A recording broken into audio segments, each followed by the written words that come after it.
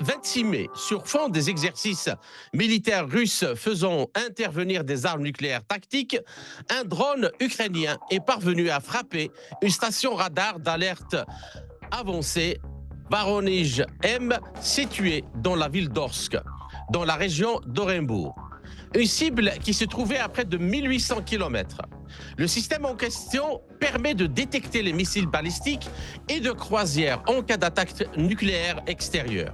Un autre système russe d'alerte précoce, dédié aux armes nucléaires également, a été endommagé lors d'une attaque d'un drone ukrainien également dans la nuit de mercredi à jeudi 23 mai. Des photos prétendument des dégâts subis au niveau de l'installation située près de la ville d'Armavir, dans le sud de la Russie, ont été publiées sur les réseaux sociaux. Le radar russe à Armavir serait capable de repérer des armes nucléaires à une distance de 6000 km.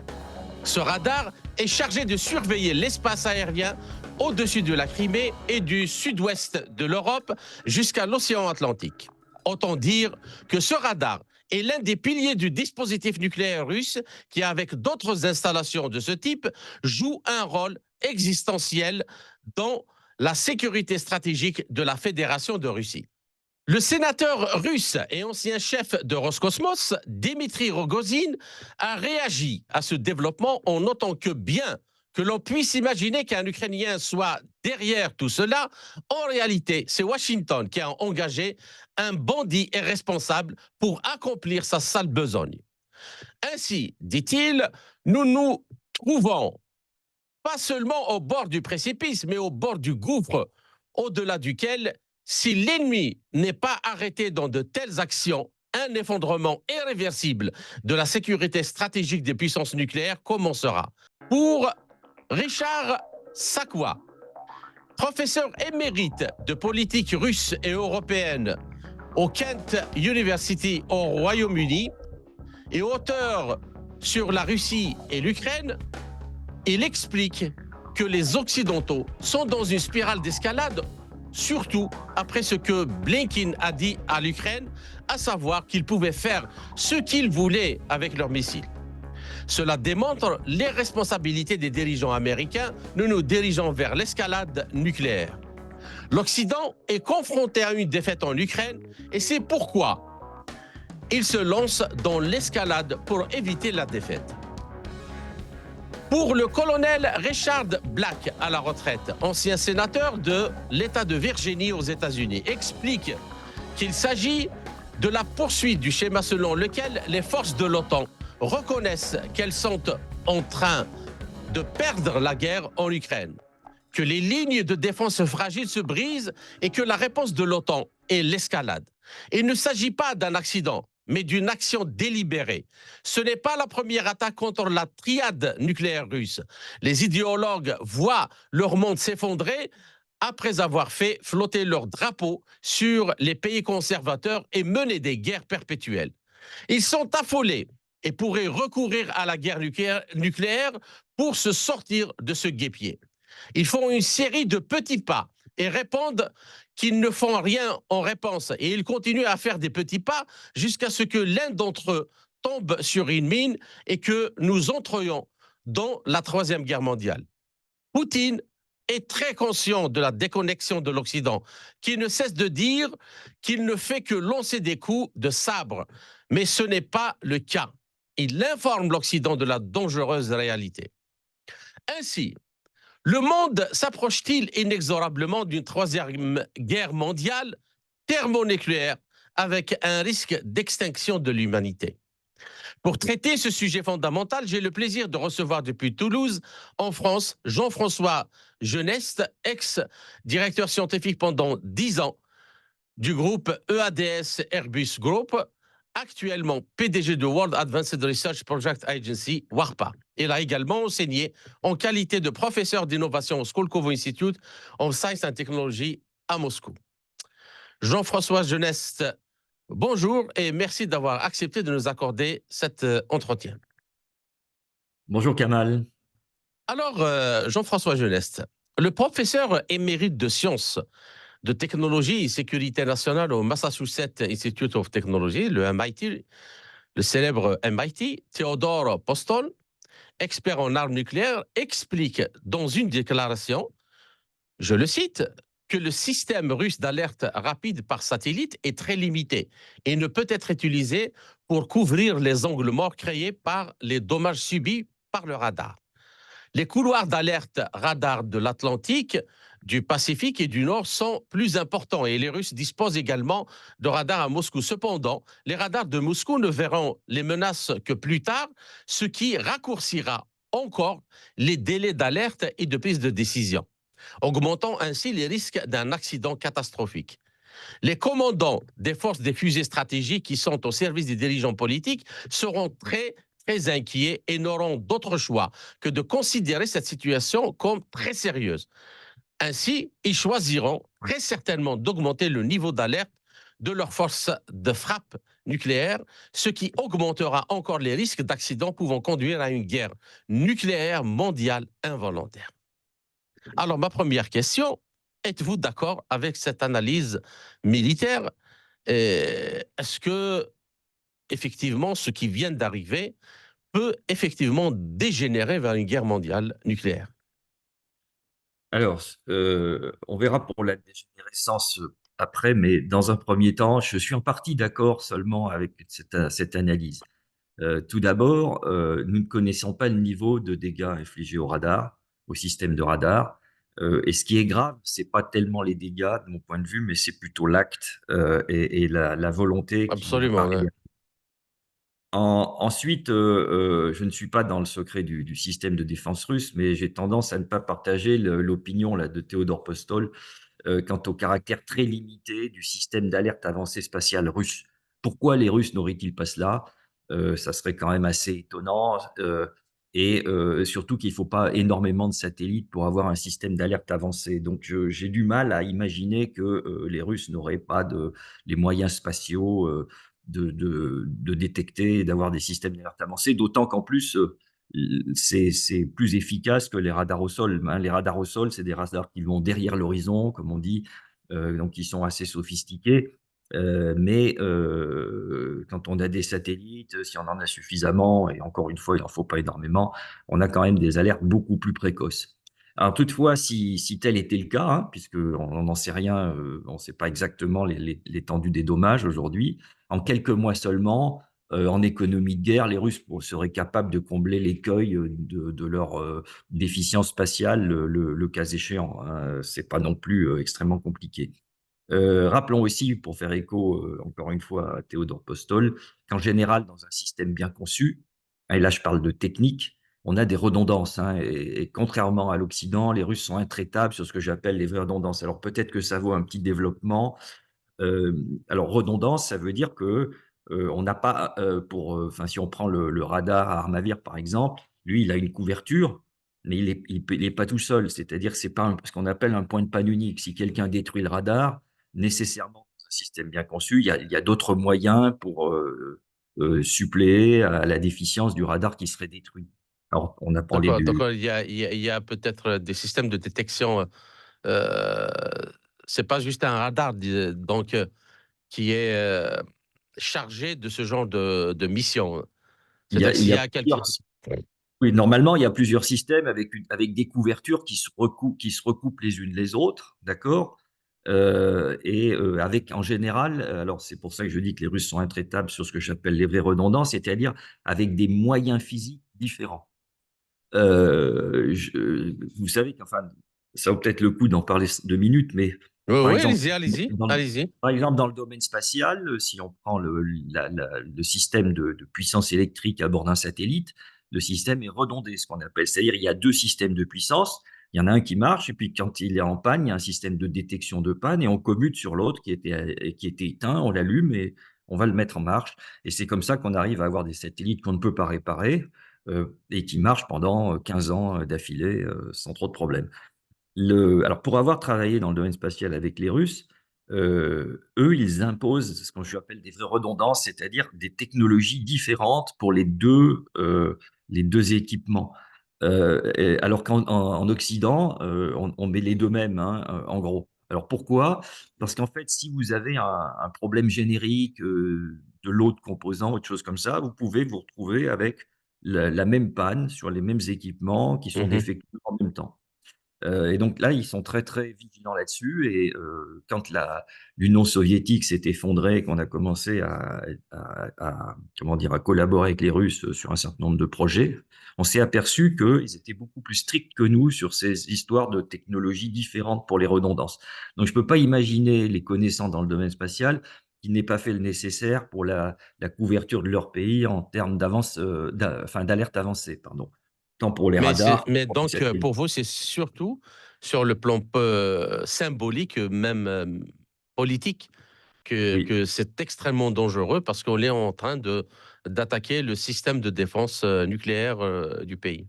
Ah oui, oui, absolument. Alors pour le reste, hein, de l'appréciation de Théodore Postol, moi je suis entièrement d'accord. Les opérateurs vont devenir nerveux, le niveau d'alerte va augmenter, ainsi que les risques de dérapage, hein, avec des fausses alertes, mais des vrais tirs, par exemple, hein, et donc et on a effectivement augmenté d'un cran le risque de guerre nucléaire. Mais pour moi, le plus grave, c'est l'intention qui est derrière et la volonté et d'avoir visé ça parce que, c'est pas un truc qui est tombé par hasard, D'accord. Alors, une deuxième question, Jean-François Geneste.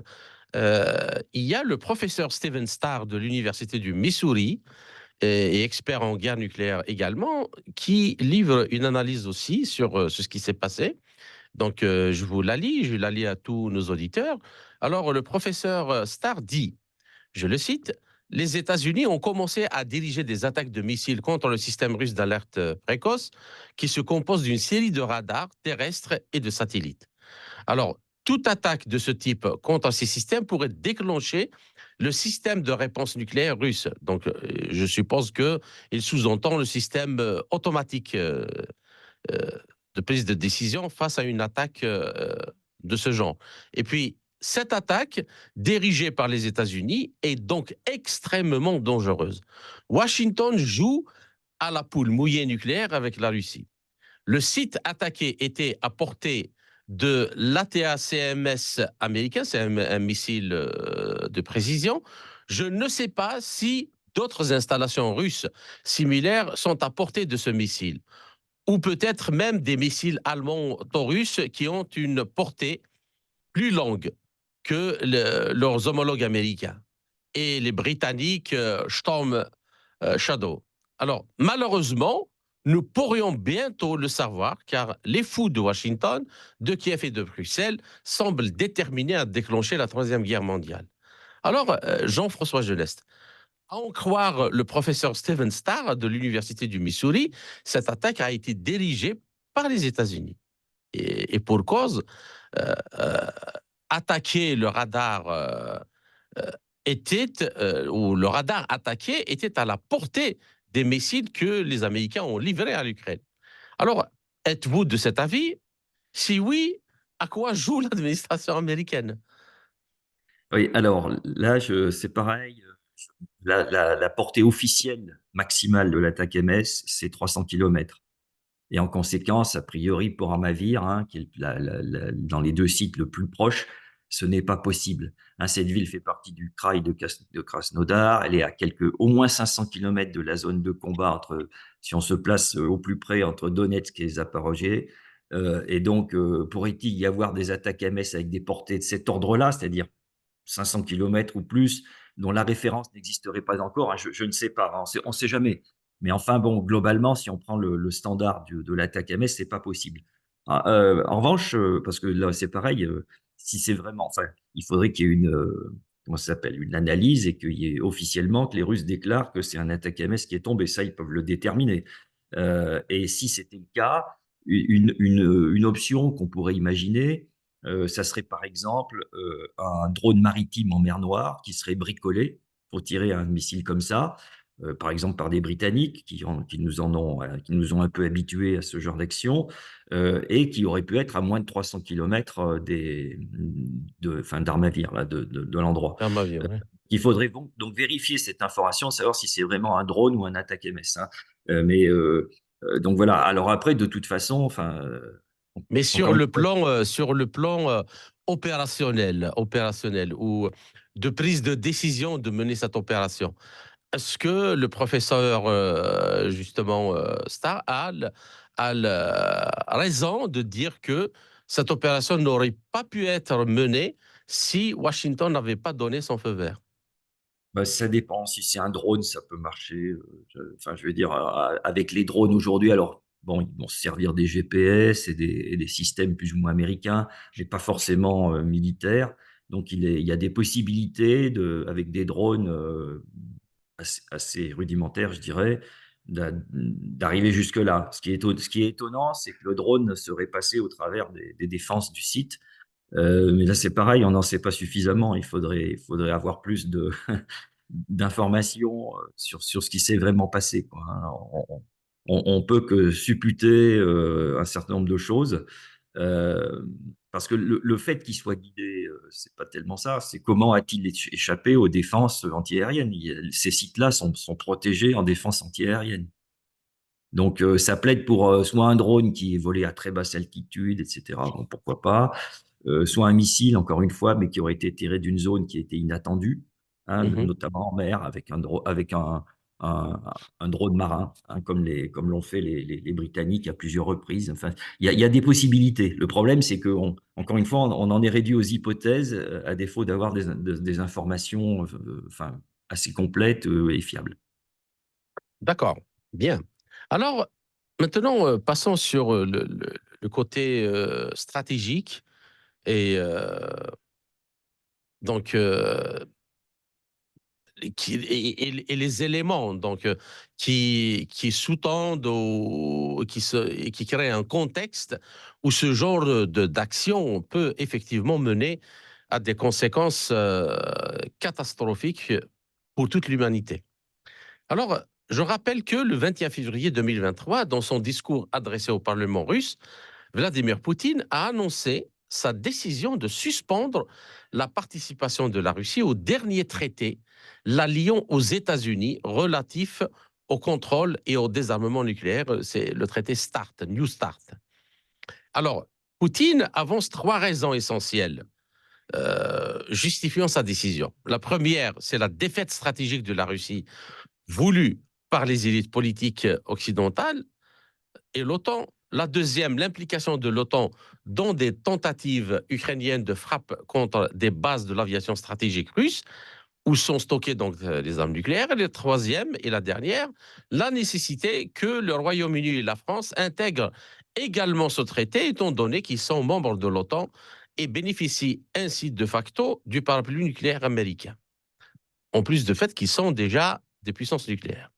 Alors, Jean-François Geneste, dans ce contexte, ce genre d'attaque sur les radars russes d'alerte précoce n'est-il pas un pas ferme vers l'abîme nucléaire? Alors, ça fait longtemps, hein, qu'on compte plus les pas fermes de l'Occident vers l'abîme et les franchissements de lignes rouges, hein, depuis le début de ce conflit et même probablement avant. Donc, les Russes ont clairement montré qu'ils ne souhaitaient pas utiliser le nucléaire, alors qu'objectivement, cela leur aurait économisé bien des morts, hein. Je pense que, honnêtement, si les Russes avaient utilisé le nucléaire tactique dès le début du conflit, dans je crois que je l'avais écrit dans un article ça, mais heu, quand ils ont bombardé des camps d'entraînement, pas très loin de la frontière, polono-ukrainienne, je pense que ça aurait envoyé un signal clair de leur détermination et que l'Occident aurait évité, à mon avis, de fournir des armes à l'Ukraine. Bon, c'est passé, c'est une période passée malheureusement et donc on voit que c'est comme une sorte de roue à cliquer. On ne sait qu'avancer et c'est toujours l'Occident d'ailleurs qui actionne la roue à cliquer pour, prendre un cran supplémentaire vers la D'autant plus que moi, ce qui est étonnant, c'est que tout le monde sait qu'il n'y a plus d'accord de... C'est-à-dire que tout ce qui permettait avant de freiner, ou du moins, le moins que l'on puisse dire, d'encadrer l'utilisation de l'arme nucléaire, n'existe plus entre ces pays. Et c'est dans ce contexte qu'on joue au feu. alors ouais, absolument. On joue On au feu. jongle avec le... Le problème, enfin, je l'ai dit entre les lignes, là, hein, mais de ce que je viens de dire, mais c'est que la réponse de la Russie à chaque fois que les lignes rouges sont franchies par l'OTAN, elle est quand même bien molle. Et la question que je me pose moi depuis quand même pas mal de mois maintenant, c'est ben, pourquoi cette réponse est aussi molle que ça? Alors vous avez parlé tout à l'heure comment du fait que Poutine, alors j'ai oublié un petit peu là, mais euh, Oui, c'est sur sa décision de sortir. que Poutine avait conscience de la déconnexion des élites occidentales, Oui, oui, mais exactement. il est urgent de les recadrer sérieusement parce que, à mon avis, là, sinon, on est parti pour une dérive totale et jusqu'au bout, quoi. Enfin, voilà, je suis inquiet, j'avoue que je suis inquiet. Dans la vision géopolitique américaine, les traités de non-prolifération nucléaire, le TNP, salués donc par les médias communs avancés vers une paix pérenne, ne sont que des accessoires rejetés dès qu'ils interfèrent avec les objectifs de l'Empire. Je crois que euh, les, les- les exemples sont légion dans ce domaine, en tout cas pour les Américains, quand il s'agit de protéger leurs intérêts. Alors, à ce titre, donc, George Walker Bush se retira, se retira du traité antibalistique de mai 1979 afin d'installer des missiles antibalistiques en Roumanie au motif qu'il découragerait l'Iran d'attaquer ses voisins, alors que leur objectif est de détruire les missiles balistiques russes en cas de conflit nucléaire. Et de la même manière, Donald Trump dénonça le traité sur les forces nucléaires à portée intermédiaire, le FNI, de décembre 1987 afin de placer de tels missiles sur le pourtour de la Chine. Ni les Russes ni les Chinois ne sont dupes de ces tactiques et de ces manœuvres et de leurs objectifs. Ainsi, au vu de ces événements qui viennent de se produire suite à l'attaque de ces deux radars, est-il légitime de penser que Washington réfléchit ou pourrait réfléchir à l'utilisation de l'arme nucléaire en Ukraine? Alors, c'est une excellente question. Est-ce que ce n'est pas ça qui est sciemment recherché à dessein par ces attaques des radars? Oui. Alors, écoutez, c'est une excellente question à laquelle j'ai pas la réponse, bien entendu, mais néanmoins, je vais vous proposer une réflexion Oh un oui, allez-y. qui est un peu en parallèle, hein. Donc, dès le départ, Washington a déclaré qu'il n'interviendrait pas, mais il faut se souvenir, sauf si la Russie utilisait l'arme nucléaire. Et c'est, à mon avis, toute la subtilité est dans ce morceau de phrase, le si, sauf si la Russie utilisait l'arme nucléaire. On peut donc interpréter les événements actuels, hein, si vous me permettez, comme une tentative de l'OTAN de pousser la Russie à faire le premier pas, ce qui Oui. permettrait, comme d'habitude, de se draper dans les oripeaux de sa morale soi-disant irréprochable, hein, une rengaine qu'on connaît bien maintenant depuis quand même des décennies, sinon davantage.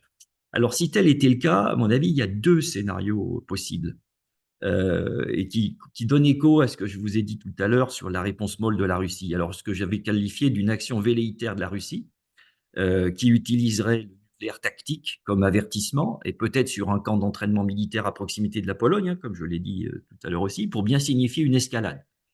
Alors moi, je pense personnellement que serait pas, ça aurait été une bonne idée peut-être au début du conflit, comme je l'ai dit tout à l'heure, mais il est trop tard pour rendre les autres à la raison avec cela, puisque c'est dans l'hypothèse que j'ai proposée, comment dire, c'est ce qu'ils voudraient potentiellement pour pouvoir justifier l'intervention. La deuxième possibilité, c'est une action qui utiliserait le nucléaire stratégique. Alors là, on n'est plus du tout dans la même dimension. Et Mhm, j'avais publié un article à ce sujet il y a quelque temps, dans lequel je suggérais donc de détruire l'île canadienne de Devon, avec des torpilles Poséidon. Alors je rappelle que l'île de Devon, c'est une île, c'est la plus grande île du monde. Elle est non habitée et elle a une faune et une flore qui n'ont rien d'exceptionnel et rien d'unique. D'accord. mhm. Donc ça montrerait par une telle attitude, si vous voulez, une sérieuse mise en garde et qu'il n'y aurait pas de passage par la case nucléaire tactique qui semble être l'option américaine. Alors, je vais revenir là-dessus, hein. Dès lors, le Mhm. territoire, même des États-Unis, serait de facto en danger. Donc ça changerait vraiment la donne, hein, d'un point de vue, comment dire, situationnel. Et un territoire qui n'a jamais connu la guerre, hein, les États-Unis, autre que la guerre civile. Donc, je pense que ça pourrait renvoyer tout le monde à la niche, si je puis m'exprimer ainsi. Alors, en appui de ce que je viens de dire, sur le deuxième cas en particulier, Mais, c'est que, je souhaiterais rajouter une citation de Paul Valéry qui est bien connue, hein, que la guerre est un massacre de gens qui ne se connaissent pas au profit de gens qui se connaissent mais ne se massacrent pas. Ouais, Alors la vertu du nucléaire, absolument. c'est qu'il tue les dirigeants et il rend donc caduque la maxime que je viens de citer de Paul Valéry. Néanmoins, et contrairement à ce que croient la plupart des gens, ce n'est pas vrai du nucléaire tactique, ce n'est vrai que du nucléaire stratégique. Et voilà pourquoi aujourd'hui les dirigeants occidentaux, de mon point de vue, sont prêts à utiliser le nucléaire tactique, parce que d'une part, ils ne seront pas touchés à titre personnel, et quand on voit en plus les lois sociétales qui sont mises en place, à l'Ouest, hein, ces dernières décennies, on voit bien que, la vie humaine n'a aucune valeur pour eux, à part la leur, hein, bien entendu, qu'ils veuillent sauver leur peau, ça, c'est probablement le cas. Mais après, ils font peu de cas de la vie humaine, dans les pays occidentaux aujourd'hui. Si on regarde bien, à regarder, on brûle la chandelle par les 2 bouts. Si je prends l'exemple de la France, on constitutionnalise l'avortement et on vote l'euthanasie derrière. Donc si vous voulez, ça s'appelle bien brûler la chandelle par les 2 bouts, hein, et Ouais, ça ouais, conduit ouais, ouais. à une société qui s'arrête. Donc C'est carrément une culture de la mort qu'on est en train absolument. où on dévalorise complètement la vie humaine. Et donc, là, vous évoquez quelque chose d'extrêmement important et de dangereux en même temps. Parce Oui. que s'il y a quelque chose s'il y a vraiment une volonté d'utilisation d'armes tactiques, même si donc elles ne sont pas d'une très grande destruction, mais cela aussi ne veut pas dire que l'escalade, si ça advenait, que l'escalade n'irait pas jusqu'à l'utilisation des Ah oui, armes oui. stratégiques. Absolument, absolument. Mais bon, l'Occident, pourrait peut-être, s'en sortir, entre guillemets «moralement», en disant: «Ah bah, nous on voulait pas, on a été obligés». Vous voyez? Enfin, c'est toujours pareil, les comment dire? Les discussions byzantines, pour reprendre une expression connue, sur, qui a tort, qui a raison, avec des résultats qui sont quand même assez incroyables à la fin. Alors une des bombes nucléaires tactiques vont tuer beaucoup de monde, s'il y a beaucoup de monde là où on les fait exploser, hein, mais s'il y a personne, bon, ça ne fera pas grand-chose en réalité, mais surtout, encore une fois, ceux qui décident et les dirigeants sont absolument pas touchés. Il y a Mhm. que le nucléaire stratégique pour dissuader ces gens-là, à mon avis, à condition qu'eux-mêmes ne soient pas suicidaires. Quand on en voit certains, on peut quand même se poser la question si, certains Et dirigeants occidentaux ne sont pas ce n'est pas suicidaires, hein. Hitler dans son bunker, dans les derniers jours ou les derniers moments d'Hitler dans son bunker. Exactement. Voilà, donc Donc, bon. après avoir reçu l'information que l'attaque Steiner n'a pas eu lieu, parce que c'est pas bon, que Dieu nous en préserve. Oui. Euh, donc, et juste un mot, Jean-François Geneste, par rapport à la différence entre le nucléaire tactique et le nucléaire stratégique. Le Oui. nucléaire tactique, donc, c'est un peu. Est-ce que ce n'est pas l'uranium appauvri qui fait qu'en sorte que on utilise cette bombe pour détruire une certaine surface, mais ce n'est pas le nucléaire de l'apocalypse comme le nucléaire stratégique. Ah non, pas du tout. Alors l'uranium appauvri, c'est un métal qui est très lourd et qui est utilisé, pour avoir des engins qui sont plus, inertiels, quand ils arrivent, mais ça n'a rien à voir avec du nucléaire en fait, l'uranium appauvri. Donc la différence entre le nucléaire tactique et le stratégique, en gros, c'est la puissance des bombes. Aujourd'hui, on a eu Hiroshima était du nucléaire tactique, Mhm. d'accord? Et D'accord. depuis les progrès et la recherche n'ont fait que de chercher à diminuer la puissance du nucléaire tactique, pour, comment dire? Alors pour avoir des bombes plus petites, pour en faire davantage, mais aussi parce que les produits de fission, une fois qu'on a explosé, ont des durées de vie, plus courtes. Et donc on a des bombes aujourd'hui qui font quelques kilotonnes, et 15 jours après, on peut aller sur le champ de bataille et il y a plus de radiation. D'accord? Donc on n'est D'accord. pas loin de, comment dire? On n'est pas loin des bombes traditionnelles, mais avec plus d'effets. Elles sont plus puissantes, mais finalement, les effets radioactifs, comment dire? Se OK. dissipe assez rapidement. Le stratégique, lui, ça c'est des bombes typiquement de plusieurs dizaines de mégatonnes, et à fusion, hein, fusion thermonucléaire et là, ça détruit tout, quoi. Alors maintenant, j'aimerais aborder un autre sujet justement, et qui non seulement il a un lien avec ce qui se passe actuellement, mais je crois qu'il renvoie également aux causes de la guerre en Ukraine. Washington a déployé en Roumanie les missiles intercepteurs de son bouclier qui est censé, d'après les Américains, protéger les alliés européens.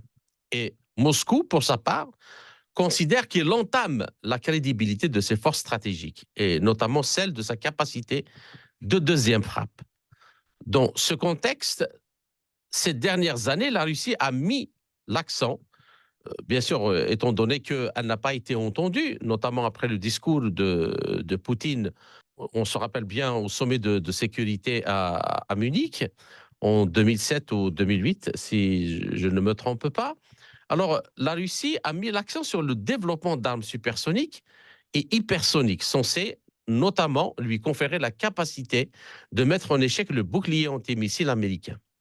À ce titre, le système avant-garde, par exemple, désigne une tête nucléaire capable de mettre en œuvre un planeur hypersonique à la trajectoire difficilement prédictible et qui peut atteindre une vitesse allant jusqu'à Mach 20, c'est-à-dire 20 fois la vitesse du son. Alors, cette tête, elle est même montée sur un missile intercontinental balistique de type Sarmat.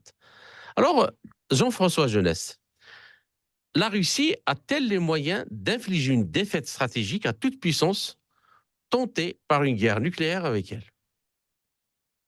Oui, alors écoutez, d'abord, j'aimerais parler de conventionnel avant de parler de nucléaire, hein. Il suffit de regarder une carte pour voir où sont les 800 bases militaires américaines en dehors du territoire des États-Unis pour avoir une idée de comment marche leur système.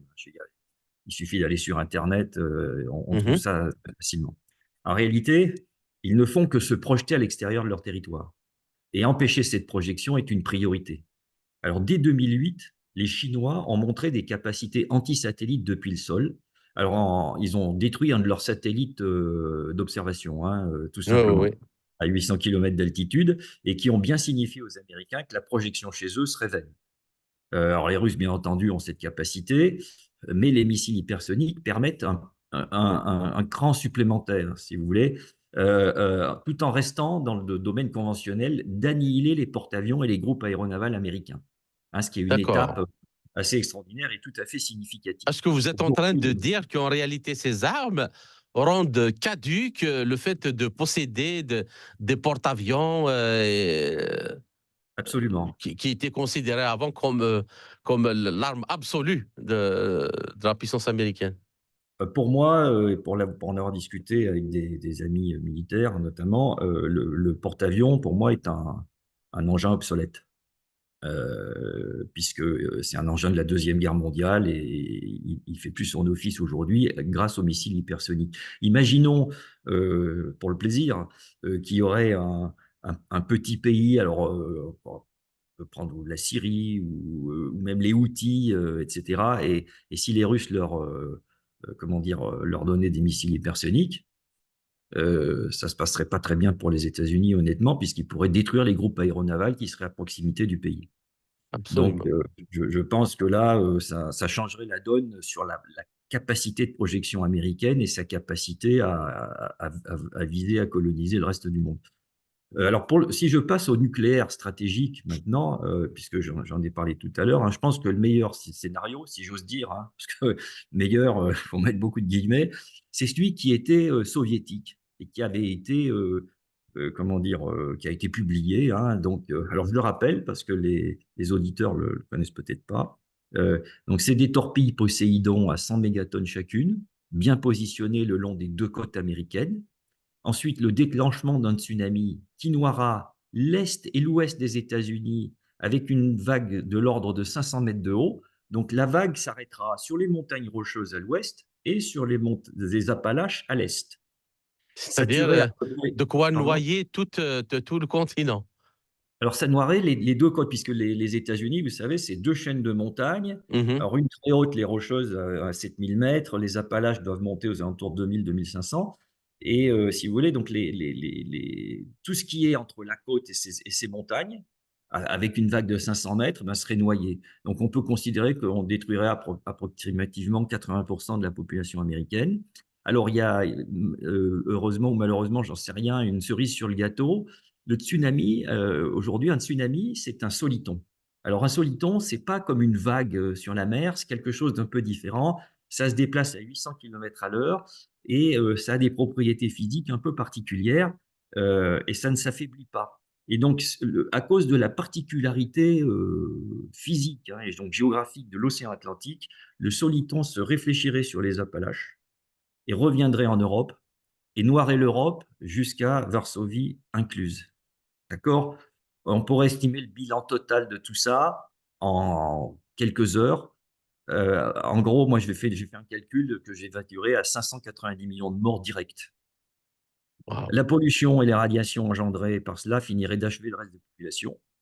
La cerise sur le gâteau, c'est que si les Russes s'y prenaient bien, ils pourraient rallumer le volcan de Yellowstone aux États-Unis, qui pourrirait l'intérieur des États-Unis en prime. Alors, face à cela, parce que ça, c'est la stratégie soviétique, donc russe a priori, je pense que ça n'a pas trop changé, de guerre totale. Et face à cela, l'OTAN et l'Occident en général n'ont que des missiles comme représailles, parce que la Russie, c'est un État continental avec un intérieur qui est habité. Donc, Mhm. bien entendu, les tirs seront partiellement efficaces. On ne peut pas imaginer un bouclier antimissile qui serait 100% efficace, mais pas autant que rien à voir avec l'action de la Russie dans cette affaire-là. D'accord. Donc, il faudrait évaluer l'efficacité du bouclier russe. Et alors, ça, c'est un sentiment personnel. Je ne suis pas sûr que le bouclier antimissile russe soit particulièrement performant, parce que, de mon point de vue, la Russie a toujours misé sur la dissuasion. Mais avec les fous qui sont au pouvoir en Occident aujourd'hui, je pense qu'il serait potentiellement important, voire urgent pour la Russie de revoir sa doctrine en matière de bouclier antimissile. Donc Mhm. j'ai fait un peu le tour, j'avoue que c'est pas très marrant et sympathique, mais Non, mais c'est vraiment aussi, ce qu'on peut c'est dire. très important pour que les gens comprennent, donc aussi bien pour les dirigeants que tous les citoyens, que c'est un problème, et qu'ils ne peuvent pas dire qu'ils n'ont pas été informés, ou ils ne peuvent pas dire qu'ils n'ont pas vu. On ne peut pas se fermer les yeux comme ça et faire semblant, hein, ou faire la politique de l'autruche, faire semblant de ne pas voir le danger. Mais il faut bien qu'il y ait des gens qui l'expliquent et qui donne envie à tout le monde de faire quelque chose pour que cette descente aux enfers soit arrêtée. Sinon, Absolument. bien. Alors, pour la seconde question, si, Jean-François Geneste, l'arsenal, maintenant, j'aimerais bien rajouter autre chose, c'est la Chine. Et vous l'avez évoqué tout à l'heure, effleuré un peu le sujet tout à l'heure. Alors, l'arsenal nucléaire chinois n'est encadré par aucun traité. Et ceci laisse à la Chine la possibilité de produire, stocker et déployer autant de missiles nucléaires qu'elle souhaite. Tout, tout en opposant une fin de non-recevoir aux tentatives occidentales, notamment américaines, de nouer un dialogue stratégique avec eux en matière de contrôle des armements. Et on a Pékin a mis à profit la dernière décennie pour développer sa triade nucléaire avec de nouveaux missiles. Alors, la mise en service de nouvelles armes hypersoniques et l'assistance que Moscou apparemment aurait apportée, aurait fourni à la Chine en vue de la construction d'un radar d'alerte avancé, annoncé par le président Poutine en octobre 2019 lors du forum de Valdai, est-ce que cela augure, toutes ces choses-là, augurent-elles d'une coopération dans ce domaine contre l'hégémonie occidentale et notamment l'hégémon américain? Ouais, là, je suis sceptique sur la collaboration, étroite entre la Chine et la Russie, alors, bien entendu, ils vont avoir une collaboration politique étroite, éventuellement, hein, des réponses, coordonnées en cas d'attaque une collaboration étroite aussi pour mettre en place, ce qu'ils appellent l'ordre multipolaire avec des parce que c'est on parle d'une guerre globale, hybride, enfin tout ce qu'on veut. Mais en termes de matière d'armement, moi, je reste un peu circonspect sur le sujet. Parce que comment dire? Si, c'est la lune de miel entre la Chine et la Russie aujourd'hui, ça n'a pas toujours été le cas et on ne sait jamais, quoi. Enfin, je veux dire, je vois mal la Russie donner ses secrets militaires à la Chine. Heu, donc encore une fois, il peut y avoir des coopérations, mais je pense quand même que ça reste ce qui restera la règle du jeu sera l'indépendance. Et d'ailleurs, enfin, c'est pareil pour en Occident, entre les Américains. Il n'y a que la France et les présidents français qui veulent donner ce qu'on a, aux autres, quoi, hein. Sinon, je vois mal un pays normalement constitué qui veut garder un minimum de souveraineté, de lâcher ses secrets militaires. Non, dans ce cas-là, Jean-François Geneste, est-ce que c'est pas ça justement qui se cache, en arrière-plan, dans les décisions américaines d'abandonner tous les traités qui ont été signés, durant la guerre froide pour le contrôle des armements? Est-ce que, heu, on peut supposer certainement que la Russie aussi est l'objet de ces décisions, mais est-ce que ce n'est pas essentiellement la Chine? Parce qu'il y a des problèmes économiques, il y a des problèmes financiers, monétaires, que les États-Unis ne veulent pas perdre, des intérêts énormes qu'ils ne veulent pas perdre face à la Chine. Et en plus de ça, on a la question de l'armement nucléaire qui n'est pas contrôlé. Oui, oui, absolument. Alors écoute, enfin, moi je ne sais pas si, un jour les États-Unis prendront le risque d'un déclenchement de guerre avec la Chine, qui serait nucléaire. Ça me paraîtrait absolument déraisonnable, mais enfin bon, encore une fois, les fous étant au pouvoir, on ne sait jamais. Néanmoins, enfin, ce que je pense foncièrement, c'est que la guerre économique entre l'Occident et la Chine est déjà perdue par l'Occident depuis longtemps. Dans la mesure où on a transféré comment ça s'appelle? Nos industries là-bas, le savoir industriel qui a été dénigré ici, Ouais. pendant des années et des années, ben, il a été transféré. Je dirais la mémoire de ce savoir a été perdue. On l'a considéré comme rien, mais c'est pas vrai. On a même déconsidéré les ouvriers. On a dit: «Ah bah, ça oui, c'est bon pour les Chinois» et cetera. Je vous prends un exemple, pas très connu, mais il me semble que c'est en 1994, à la conférence des grandes écoles ou la commission d'éthique de l'ingénieur en France, le je tairai son nom volontairement, mais le président de l'école centrale de Paris disait que le core business de son école, c'était de former des ingénieurs français qui manageraient 100 ingénieurs chinois. On peut trouver, difficilement plus débile qu'une affirmation comme celle-là. Mhm. C'est d'ailleurs pour ça que je l'ai retenu, parce que c'était quand même très, très gros. Donc on a déconsidéré tous les métiers industriels. On a transféré tout ça, comment dire? À la Chine, qui elle en a profité et je fais remarquer, au passage qu'en 2023, de mémoire, la Chine a dû déposer 40 de tous les brevets mondiaux Mhm. dans tous domaines confondus et donc c'est, quasi, irrattrapable aujourd'hui de mon point de vue et les on le voit si demain vous savez, ce qui est un truc qui est assez marrant quand même en termes, stratégiques, c'est que les États-Unis, veulent mettre des sanctions contre la Chine sur les composants électroniques. Oui. Bref, si la Chine arrête de fournir des terres rares, il y aura plus un ordinateur et un téléphone mobile aux États-Unis, sous 2 ans. 2 ans. Oui, 2 ans. Après, on peut rouvrir. Alors, les terres rares, contrairement à ce que leur nom indique, ne sont pas si rares que ça. Par contre, ça pollue énormément et tout. Mais le problème, c'est que on a cassé l'appareil industriel qui permettrait de les extraire et de les raffiner, aujourd'hui. Mhm. Et donc, si vous voulez, le temps de remettre ça en marche, il faut, de mon point de vue, entre 3 et 5 ans minimum et pas pour toutes, pas pour toutes les terres rares, d'accord? Pour certaines seulement. Donc c'est vraiment, vous voyez? Un autre exemple que je peux donner alors c'est pas des terres rares, mais ça donne une idée. On a des problèmes, en France en Nouvelle-Calédonie. Un des problèmes qu'on a en Nouvelle-Calédonie, c'est que l'industrie indonésienne du raffinage du nickel par les Indonésiens, mais sous tutelle chinoise, est, 2 ou 3 fois moins cher que ce qu'on est capable de faire, avec nos coûts, français, si vous voulez. Et donc cette partie du raffinage, du nickel, ben, elle est industriellement morte. C'est pas compétitif. Donc, vous imaginez le tsunami, là, pour le coup, économique que ça créerait si d'un seul coup la Chine arrêtait de fournir l'essentiel des produits nécessaires à l'Occident.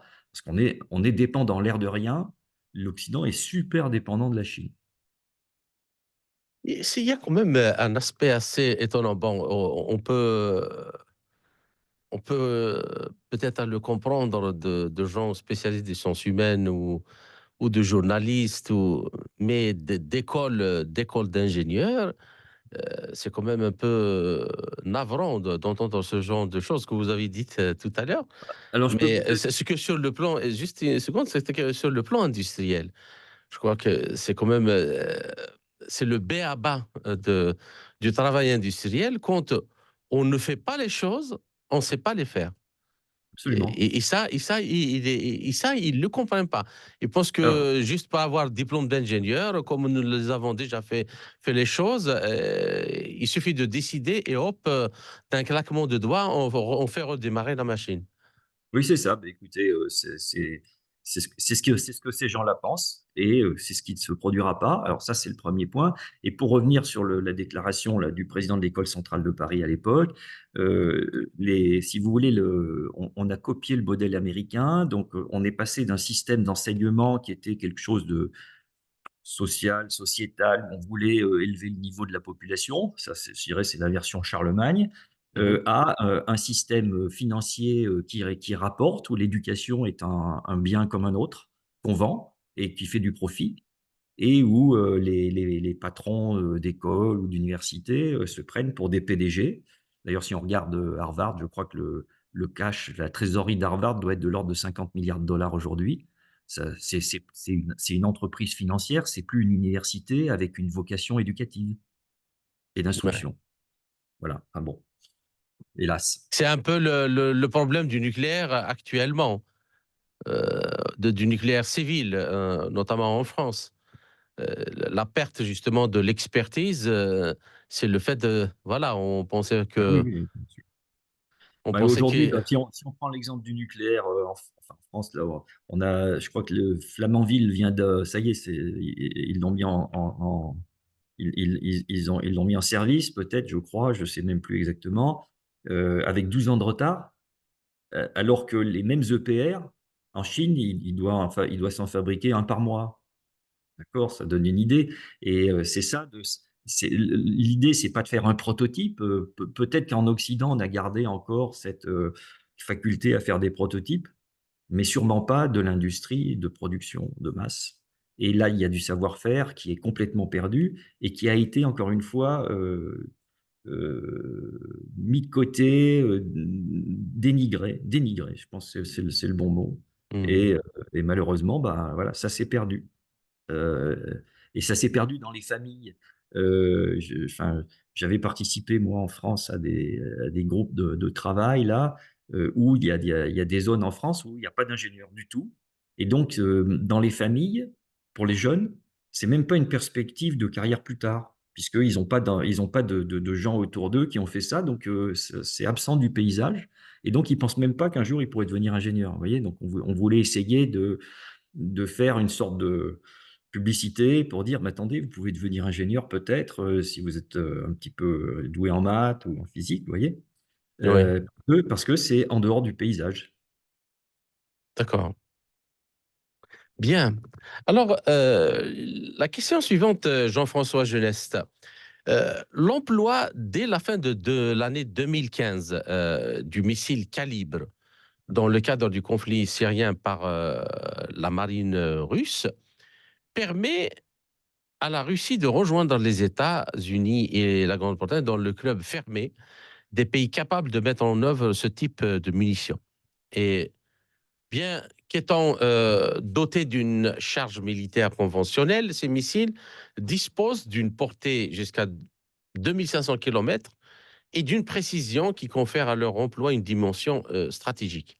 Alors, ma question, en pratique, dans quelle mesure la dilution de ces munitions, disons conventionnelles mais stratégiques, dans les capacités de dissuasion russes, pourrait-elle contribuer à augmenter le seuil d'emploi des armes atomiques, qu'elles soient stratégiques ou tactiques?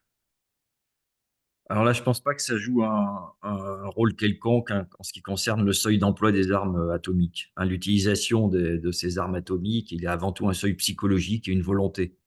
D'accord. Heu, hein, et je rappelle ici, ce que je disais tout à l'heure sur le nucléaire tactique, bien que très puissant, ça change pas vraiment la nature de la guerre sur le terrain, sauf en cas de déséquilibre flagrant, et là je pense en particulier à l'Ukraine, où de toute façon ça sera au détriment du plus faible, hein, mais le stratégique, lui, change la donne, par contre, ça c'est clair. Mais le tactique aujourd'hui, bon, bah, enfin, tout le monde va crier, en disant: «Ah, c'est scandaleux, ils ont utilisé du nucléaire» et cetera. Bon, d'accord, mais enfin, bon, sur le principe, ça change pas grand-chose, et les plus anciens, qui éventuellement qui seraient militaires, devraient se rappeler que dans les années 70, et début des années 80, quand il y avait des manœuvres, alors je parle pour la France, quand il y avait des manœuvres militaires, ça se faisait toujours dans le cadre, NRBC, hein, donc nucléaire, bactériologique, chimique, et cetera, et Mhm. heu et donc où, on était toujours dans du nucléaire tactique, hein. Et que ça effrayait pas grand monde à l'époque. Alors depuis, bon, les médias sont passés par là, et cetera. On a monté ça en épingle, mais honnêtement, heu bon, voilà quoi, c'est un peu plus, ça tue plus, c'est sûr, mais enfin c'est pas la fin du monde, hein, le nucléaire tactique. D'accord. Mais l'utilisation de ces armes conventionnelles apporte quand même une variante extrêmement importante, un vecteur extrêmement important Ah oui, oui. dans le dispositif. Nous l'avons vu par exemple en Syrie, quand des cibles ont été atteintes avec des missiles tirés de la mer Caspienne. Oui, oui, mais là, on est dans enfin, moi, j'ai répondu à la partie de la question sur le Oui, oui, nucléaire. Après, effectivement, c'est de très bons missiles, c'est un avantage considérable, en cas de guerre, conventionnelle ou pas d'ailleurs, et comment dire? Et donc les portées sont toujours un point particulièrement important pour les missiles, hein. Si on fait des missiles, plus on arrive à faire une longue portée, plus on a un avantage sur l'adversaire, c'est sûr. d'accord. Bien. Alors, la question suivante, alors, si elle est d'ordre stratégique, les documents stratégiques russes distinguent 4 types d'affrontements. Et le premier, c'est le conflit armé, euh, deuxième, guerre locale, guerre régionale et conflagration. Alors, chacun de ces conflits correspond à un échelon d'escalade potentielle. Un conflit armé peut ainsi dégénérer en guerre locale, puis évoluer vers une guerre régionale. Et à chacun de ces niveaux sont également associés des menaces potentielles, nucléaires ou non, qu'il convient de neutraliser afin de parvenir justement à une escalade. Alors, une question que je crois que intéresse beaucoup de nos auditeurs, dans quelle catégorie vous placerez la situation actuelle? Est-il possible d'arrêter cette escalade nucléaire? Alors là, c'est bien mon inquiétude profonde, hein, on voit une dérive continue. Alors on a commencé avec l'opération militaire spéciale, donc qui était un conflit, enfin, une bataille. Ensuite, on est allé vers le local, on est passé des 2 oblasts, de Donetsk et Lugansk au départ. Ensuite, on est passé au régional avec maintenant c'est quasiment toute l'Ukraine, enfin, bon, Ouais, hein, et avec l'implication de l'OTAN et un risque non négligeable de conflagration puisque effectivement, le système à cliquer dont je parlais tout à l'heure, ben, nous entraîne petit à petit vers une extension du conflit. Là, hier ou avant-hier, là, Stoltenberg, le patron de l'OTAN, là, le secrétaire général, a dit que maintenant l'Ukraine pouvait utiliser comme bon lui ouais, semblait ouais. des missiles pour tirer sur le territoire russe, ce dont on vient de discuter d'ailleurs aujourd'hui. Donc on voit bien que ça s'étend, et qu'à un moment donné, alors moi je reste toujours étonné, comment dire? Que la Russie ne considère pas vraiment les pays de l'OTAN comme co-belligérants, alors que pourtant c'est quand même le cas là, enfin faut quand même pas se leurrer. Donc après moi pour, arrêter ça, moi je pense que la Russie devrait s'impliquer, répliquer bien plus sévèrement à l'Occident, hein, en montrant les dents du stratégique, comme je l'ai dit auparavant par exemple, au moins avertir, hein, avant de le faire. Et sinon, ben, ce qui risque de nous arriver, c'est comme la grenouille dans le bocal, hein, on chauffe, elle monte et puis elle meurt et sans s'en être rendu compte. Et Ouais. on finira peut-être par arriver au stratégique en ayant passé par tous les affres avant. Alors qu'eux, en faisant peur à l'Occident, si on lui faisait vraiment peur, peut-être qu'ils s'arrêteraient en face parce que faute d'intelligence aujourd'hui, malheureusement, il n'a l'air de comprendre que la, force. Et si je veux faire une sorte de conclusion philosophique, là-dessus, je rappellerai que le nous Français avec Jean de La Fontaine, nous savons que la loi du plus fort est toujours la meilleure, hein, c'était la fable du loup et de l'agneau. On sait ça depuis Louis XIV et je pense que le monde entier est averti depuis au moins Ésope parce que La Fontaine a dû piquer ça à Ésope, de la Grèce antique. Donc vous voyez, voilà. Ouais.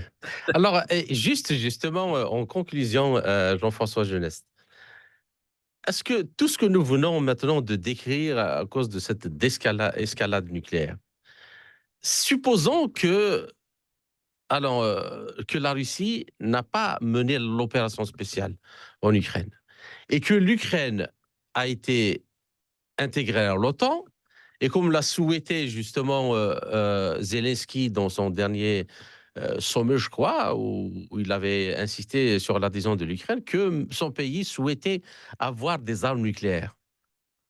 Donc, supposons qu'il n'y a pas eu d'opération spéciale. Est-ce que, voyant la situation actuelle, est-ce qu'on ne donnerait pas raison d'un point de vue, mais alors politique, géopolitique, géostratégique et même moral? Je ne sais pas quel est votre avis, mais moral à la Russie de mener finalement cette opération parce que on voit clairement ce qui se passe. Et alors, une Ukraine dotée d'armes nucléaires, sans qu'il y ait de distance nécessaire pour avoir le temps nécessaire de réagir à une attaque nucléaire, est-ce que cela, en toile de fond, n'a pas justifié totalement la nécessité de l'opération spéciale? Alors, c'est absolument. Je pense effectivement qu'à posteriori, la Russie ne peut que se féliciter d'avoir, déclenché l'opération militaire spéciale parce que, sinon elle aurait eu, un pistolet nucléaire sur la tempe mais je pense même davantage, je pense à ce qu'avait, dit Poutine, me semble-t-il en 2021 où il souhaitait que l'OTAN réintègre ses frontières de 1991. Et je Ouais, pense que pour la paix, ça serait bien meilleur et bien plus sûr pour tout le monde, y compris pour nous, Européens, que ce qui est en train de se et ce qui se fait en ce moment, avec des dotations d'armes nucléaires par les Américains, de pays comme la Pologne, par exemple, ce qui me semble quand même absolument irresponsable. absolument. Et pas uniquement la Pologne, il y a même, je crois, Oui, oui, la oui, oui. Turquie, Il y en a d'autres, mais enfin, j'ai dit la Pologne parce que ce sont les ouais, plus ouais. acharnés, anti-russes, donc Mhm, mais bon, effectivement, oui, de toute façon, on voit bien comment ça se passe et ce qu'ils font régulièrement. mhm, Et donc ils approchent le alors je peut-être une dernière chose que je pourrais dire, c'est que la parade à ça et à avoir un pistolet nucléaire sur la tempe, malheureusement, c'est l'intelligence artificielle, d'une mhm, certaine façon et donc c'est l'automatisme des réponses. Donc on mhm. va la tentation est quasiment, enfin, quand je dis tentation, c'est pas le bon mot, c'est que c'est quasi obligatoire. C'est donc les systèmes informatiques qui répliqueront en cas de Mais, détection. mais, mais s'il y a une erreur, Jean-François Jeunesse, et je Oui, voulais oui, te terminer avec ça, et s'il y a une erreur, il y a eu ce genre d'incident d'ailleurs, en absolument. 1979, Et où Zbigniew Brzezinski était lui-même impliqué. Donc, il y avait le système le NORAD de oui, l'Amérique du Nord qui a dysfonctionné suite à des manœuvres qui ont été effectuées avant. Et il a envoyé un signal comme quoi il y avait des centaines de missiles qui partaient en direction de l'Union soviétique. Imaginez l'Ukraine, dotée de l'arme nucléaire, c'est la on fin est à du 3 monde. on est à 3 minutes. À 3 minutes, est-ce que les politiciens ont le temps de se, comment dire, De même se de prendre réveiller le matin, de, oui, de, de prendre leur discuter, café, de de prendre la décider. décision? C'est non, donc c'est en fait, on va confier ça à des machines et les machines, si elles vont réagir à des situations qui ont été prédéfinies et donc Mhm. si c'est une situation qui est inconnue, La logique voudrait alors la logique sécuritaire voudrait que dans le doute, on tire. D'accord? Mmh. Ça, c'est la sécurité. Et donc, on risque de se retrouver même avec une fausse alerte et un déclenchement des opérations, Absolument. voilà. Et ça, on n'y pourra rien, mais tout le monde aura bien cherché pour que ça se passe comme ça, quoi, d'une certaine façon. Jean-François Geneste, je vous remercie pour tous ces éclairages et ces analyses.